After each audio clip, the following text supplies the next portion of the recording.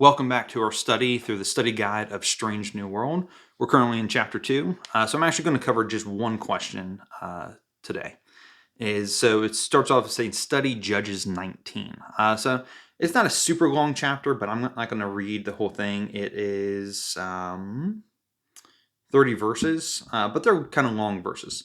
Those that know Judges 19 is where the Levite has a concubine, and she runs off to, I think, some place in Benjamin.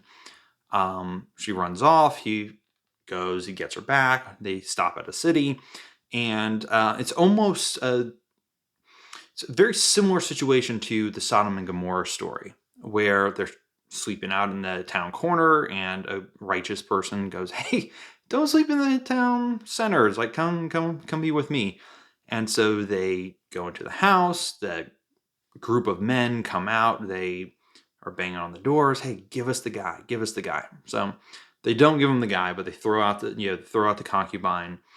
They rape her, and she's murdered. The Levite then he cuts her into 12 pieces, sends it to 12 tribes of Israel, being like, "Benjamin did this. You need to take care of this." So that's kind of a synopsis of the story. It creates a war, a mini war. Almost wipes out completely the tribe of Benjamin.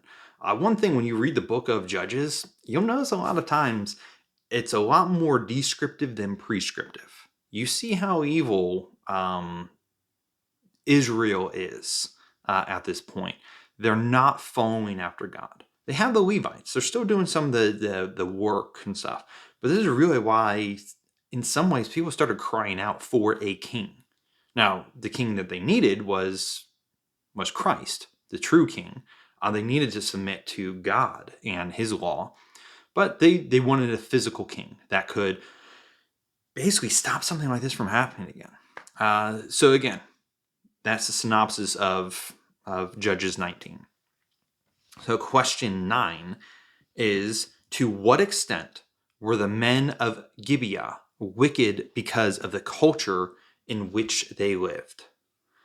So again, their culture that they lived in, it was a factor.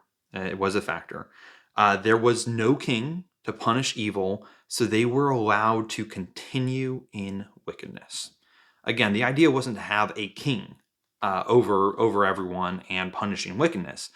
But because there wasn't a king, because the Levites, because the other elders of the other tribes weren't doing anything, one, it eventually led to actual war. So it caused a lot more death and destruction than if they had just dealt with the sexual immorality before it got to the point where sexual immorality was part of the Benjamite culture. Culminating, it's like they continued in wickedness. Because again, you start with a small sin, another one gets on top of it, another one, and it just builds until it becomes a massive sin. We see this with people. It's like starts as a 13-year-old, start watching porn, then the next step, and then the next step, and the next step, until you get to the point where you abuse women on a regular basis because you view women as scum.